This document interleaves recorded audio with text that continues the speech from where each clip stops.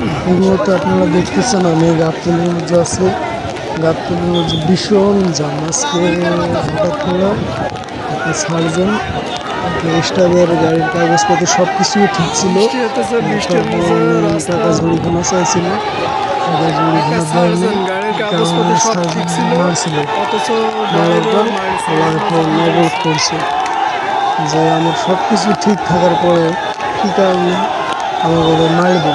ওরা প্রতিবার এরকম করে গাবতলী থেকে টেকনিক্যাল পর্যন্ত ওরা এরকম অত্যাচার করে যে সব কিছু ঠিক থাকার পরেও তারপর জরিমানা না 5,000 10,000 এটা ওই জায়গার স্টাফ বলছিল।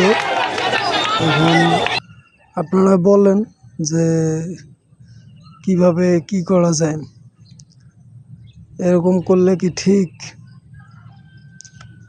এখন ঠিক আছে, কাগজপাতি ওরা ঠিক না থাকবে মামলা দিব, ওরা তো মারার কোনো আইন নেই। কোমরের বেল খুললা বলে মারছিল, আবার গালাগালি পাড়ে মা বাপ তুইল।